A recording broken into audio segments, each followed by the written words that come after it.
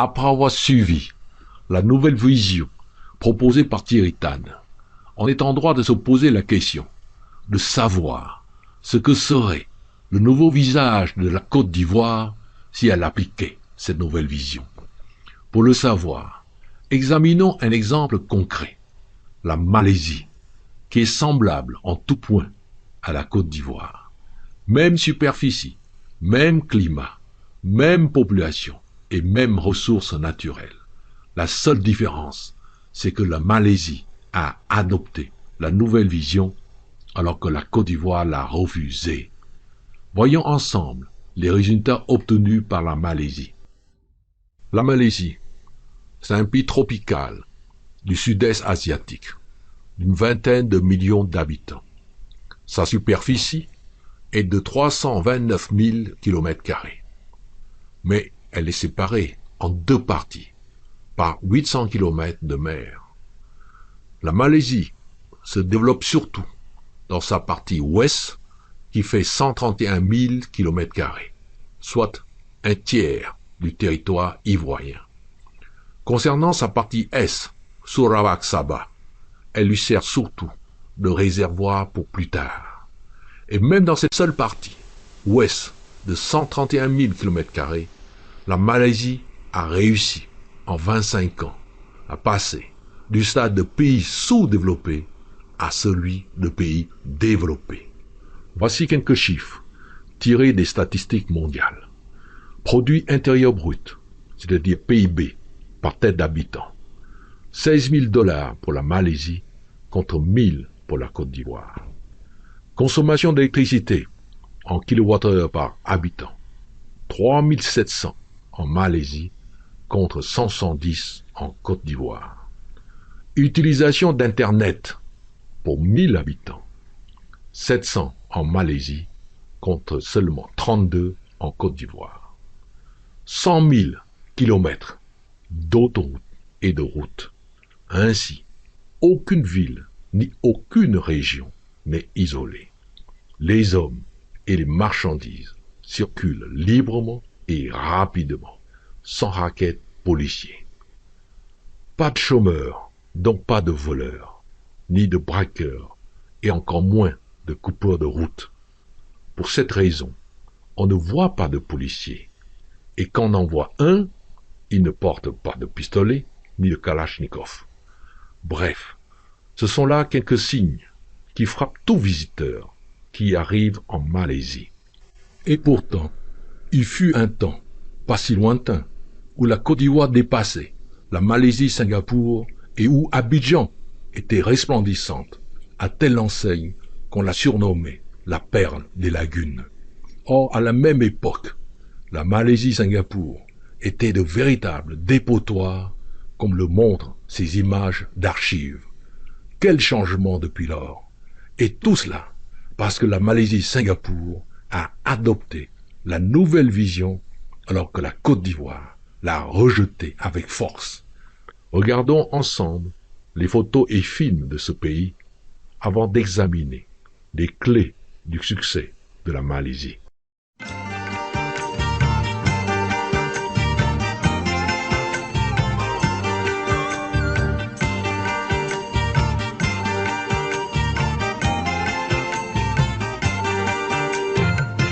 Jangan kau kenang kisah yang lama, dia yang pergi, biarkan saja.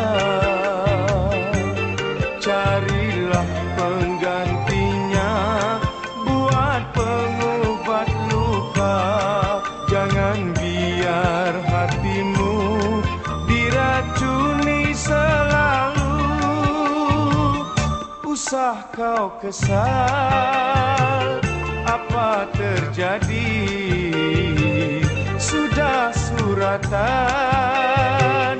menimpa diri.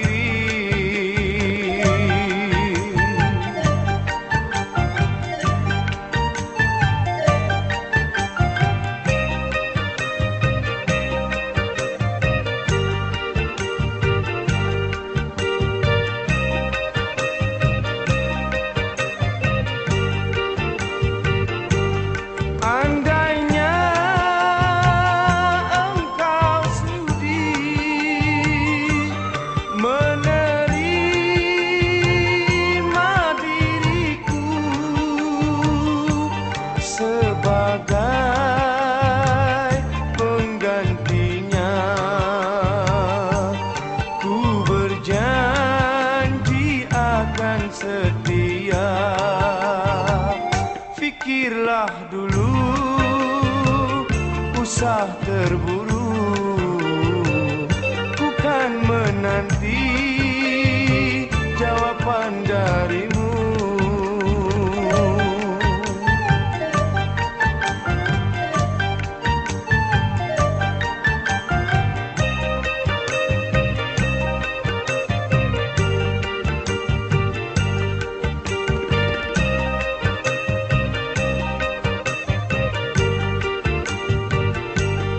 Andainya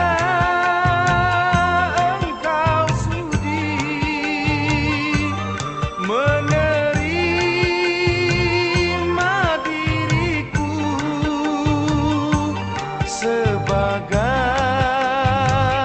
penggantinya, ku berjanji akan setia. Fikirlah dulu, usah terburu, bukan menanti jawapan darimu.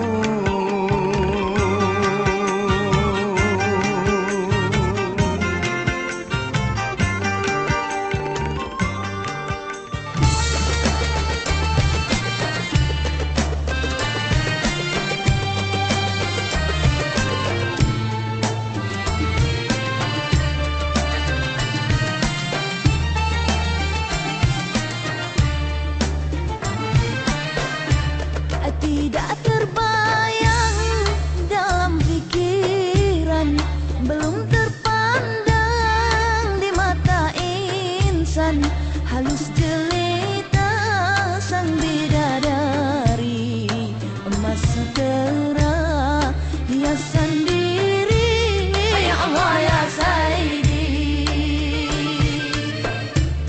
irama zikir sepanjang waktu, tenang mengalir sungainya madu, rindang bidara tidak berduri, suci harumnya indah abadi.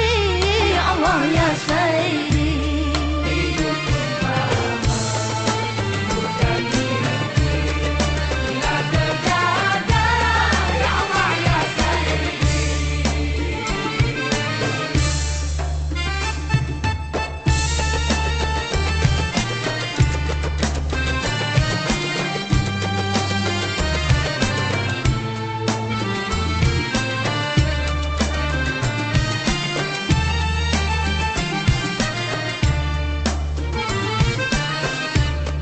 kuntuman bunga bermusim tidak, taman kencana buminya perak, bila pohonan mula bernyanyi, daun-daunan iring menari.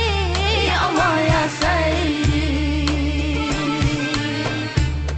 betapa nikmat di alam sana, selama hayat muda mulia, kurnia Tuhan tidak terperi kepada insan beriman diri. Ya Allah ya Sayyidi,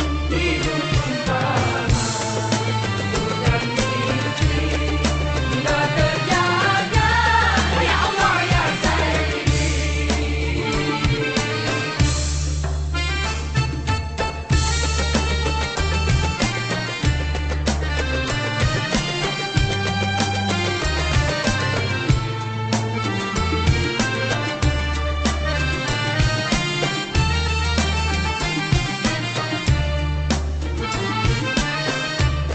tidak terbayang dalam pikiran, belum terpandang di mata insan, halus jelita sang bidadari, emas sutera hiasan diri.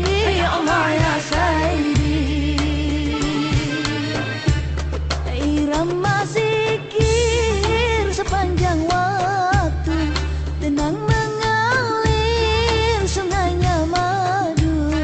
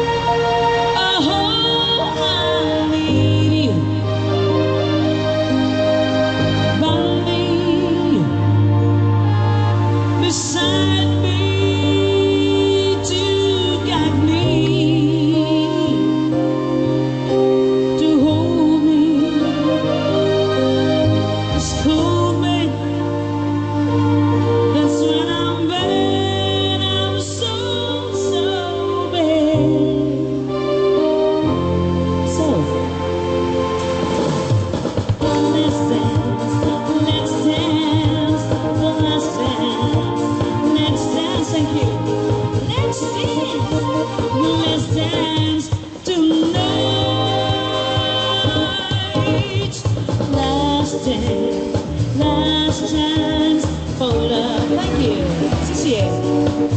This is my last chance for romance tonight.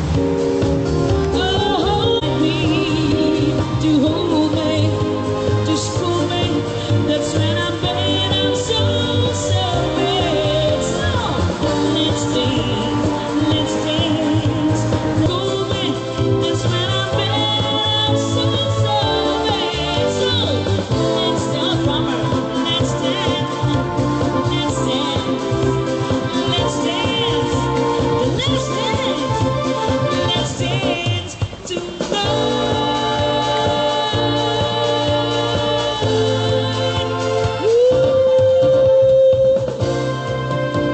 Let's dance. Feel the heat with somebody. Yeah, I wanna dance with somebody. With somebody who loves me. Oh, I wanna dance with somebody. I wanna feel the heat with somebody. Yeah, I wanna dance with somebody. With somebody who loves me. Somebody who loves me. Yes. Good night. Terima kasih. Kapun ka.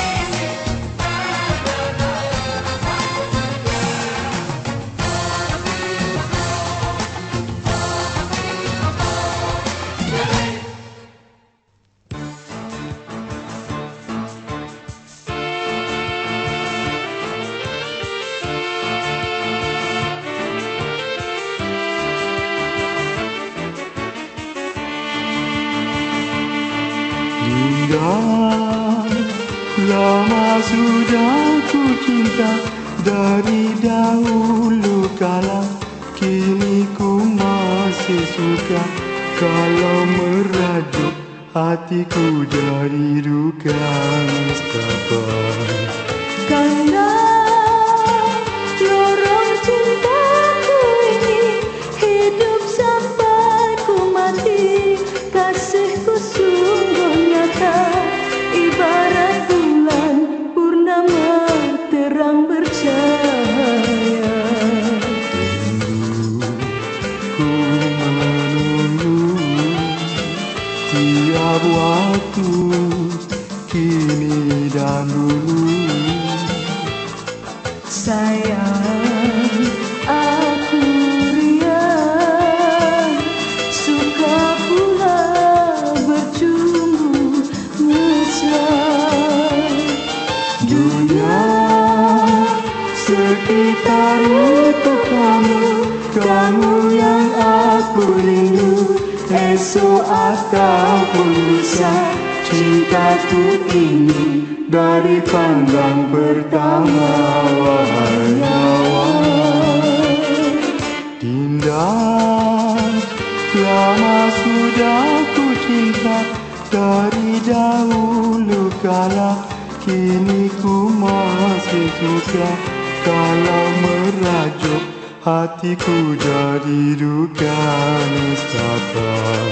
Karena lorong cintaku ini hidup sampai ku mati, kasihku sungguh nyata ibarat bulan purnama terang bercahaya. Rindu ku menunggu tiap waktu, kini dan dulu. Sayang, aku riang, suka pula bercumbu mesra. Dunia sekitar untuk kamu, kamu yang aku rindu. Esok ataupun lusa, cintaku ini dari pandang pertama. Wahai nyawa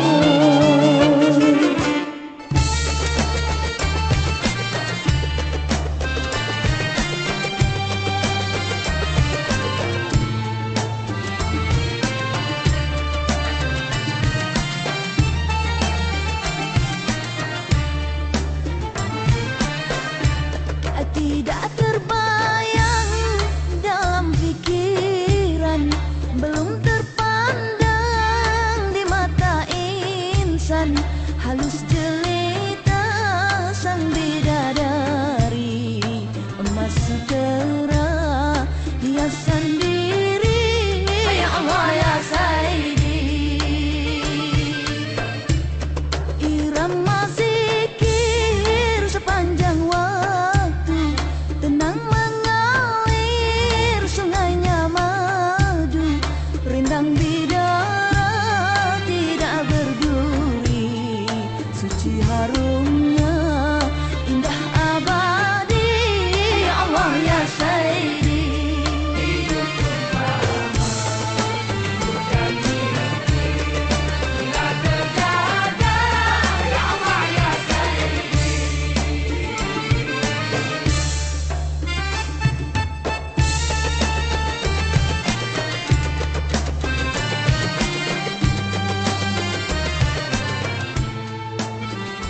Nous admirons tous les tours jumelles Petronas qui se dressent superbement sur presque un demi-kilomètre de hauteur. Mais c'est quoi Petronas, me direz-vous? Petronas est une multinationale publique créée en 1974 par l'État malaisien. À titre de comparaison, il faut savoir que la CIR, Société ivoirienne de raffinage, a été créée en 1962, soit 12 ans avant Petronas. Ceci étant, Petronas emploie plus de 30 000 personnes dans le monde, puisqu'elle exerce 40% de ses activités dans plus de 30 pays, y compris en Afrique, et notamment en Angola, au Cameroun, en Égypte, en Mauritanie, au Niger, au Tchad et au Soudan, où elle exploite un tiers de ses réserves pétrolières. En 2004, Petronas contribuait pour 6 milliards d'euros, soit 4 000 milliards de francs CFA, au trésor malaisien, soit 2 fois le budget national de la Côte d'Ivoire. Depuis 1914, Petronas a rapporté à l'État malaisien l'équivalent de 100 milliards d'euros, soit 66 000 milliards de CFA, ce qui prouve qu'une entreprise publique peut être bien gérée et rapporter de l'argent à l'État. Tout n'est qu'une question de dirigeants et de vision. Malheureusement, en Côte d'Ivoire, n'ayant ni l'un ni l'autre, on avait bradé à vil prix, sans appel d'offres, toutes nos grandes sociétés d'État, les fameuses SODE, telles que SAPH, Sodexo, Palm Industries, etc., etc. Alors qu'il aurait fallu les garder et mettre à leur tête des PDG ou directeurs très compétents pour les redresser tout simplement. Ce qui aurait permis à la Côte d'Ivoire de disposer actuellement de très grandes entreprises d'État performantes et très rentables, et même d'en faire des multinationales puissantes à l'instar de Petronas, Petrobras, de Singapore Airlines, Dubai World, etc. Mieux, on aurait dû créer un fonds souverain de l'État ivoirien, ou fonds stratégique d'investissement pour, d'une part, contrôler la gestion des sociétés d'État et, d'autre part, pour prendre des participations dans les sociétés privées jugées stratégiques pour le pays. Et pour mener à bien ces missions, ces fonds stratégiques d'investissement ont à leur tête non pas des hauts fonctionnaires, mais de très grands gestionnaires spécialistes en investissement, qui, avec un cahier des charges très précis, sont jugés sur les résultats obtenus. À l'instar des fonds Temasek ou GIC, c'est-à-dire Government Investment Corporation de Singapour, qui, grâce à leur bonne gestion, disposent actuellement d'un budget de plus de 400 milliards de dollars US, soit presque 200 fois notre budget national. Et en cette période de pleine crise mondiale, c'est-à-dire en 2009-2010, Temasek et GIC ont permis à cette petite cité-État de 600 km² qu'est Singapour de connaître une croissance de plus 15%, soit 10 fois plus que son ancien colonisateur britannique et autres pays européens. Et cette vision stratégique, Thierry Tan l'avait préconisée il y a 20 ans. Malheureusement, toutes ces propositions ont été rejetées et même combattues. Et hélas, encore une fois, tout n'est qu'une question de dirigeants et de vision. Et pour revenir à Petronas, en 2008, Petronas produit l'équivalent de 7 milliards de barils. En dehors de ses activités pétrolières, Petronas a construit l'université technologique Petronas. Et à cela s'ajoutent des bourses et des prêts aux étudiants malaisiens et même étrangers pour leur cycle d'études. Grâce à Petronas, le prix du carburant n'est qu'environ 250 CFA par litre, soit 3 fois moins cher qu'en Côte d'Ivoire. Petronas est l'exemple type de ce que M. Tan a toujours dit, à savoir qu'un pays qui veut se développer sans entrave doit avoir sa propre multinationale pour lutter contre les autres multinationales. Cela fait partie de la politique économique très ambitieuse et pragmatique de la Malaisie. Les clés du succès de la Malaisie. La Malaisie part du principe qu'il faut d'abord créer des richesses pour pouvoir ensuite financer tout ce dont le pays a besoin. Et pour pouvoir créer des richesses, il faut valoriser ces matières premières par la transformation industrielle sur place. C'est ce que la nouvelle vision de Thierry Tan a préconisé depuis 20 ans et c'est ce que la Malaisie a fait, contrairement à la Côte d'Ivoire qui l'a refusé. Et voyez le résultat obtenu. Grâce à sa priorité donnée à l'industrialisation et à sa politique fiscale extrêmement favorable aux investissements, la Malaisie est maintenant un pays développé qui transforme d'abord ses matières premières, huile de palme, cacao, etc., avant de passer maintenant à la fabrication de voitures de marque Proton ou Perodua et enfin à l'électronique et autres composants électriques tels que ordinateurs, imprimantes, etc. et qui constituent maintenant plus de 50% de ses exportations.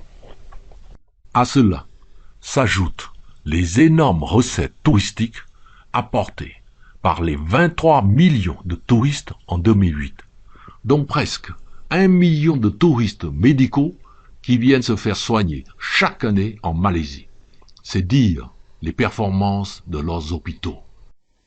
Ce qui explique l'espérance de vie très élevée des Malaisiens, 77 ans, soit 2 fois plus qu'en Côte d'Ivoire.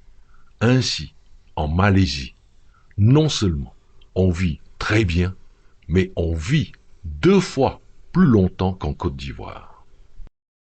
Oui, la Malaisie nous fait rêver, mais qui ne rêve pas de vivre dans un tel environnement? C'est pour cela que les Malaisiens n'ont pas besoin de visa pour aller en Europe, à Dubaï ou ailleurs. En effet, tout le monde comprend qu'on ne quitte pas un paradis pour aller vivre ailleurs. Mais ce paradis, la Côte d'Ivoire, peut le devenir. Et notre rêve de voir notre pays se transformer comme la Malaisie peut se réaliser très rapidement si nous adoptons la nouvelle vision démontrée par Thierry Tan qui a pour base, premièrement, la transformation industrielle sur place pour donner un maximum de valeur ajoutée à nos matières premières. Deuxièmement, l'exportation de nos produits ainsi transformés dans le monde entier. Ce sont là les 2 étapes essentielles du développement économique. Et tous les dragons asiatiques et autres pays émergents l'ont compris et appliqué, d'où leur succès. Alors, pourquoi pas nous qui allons fêter le 50e de notre indépendance?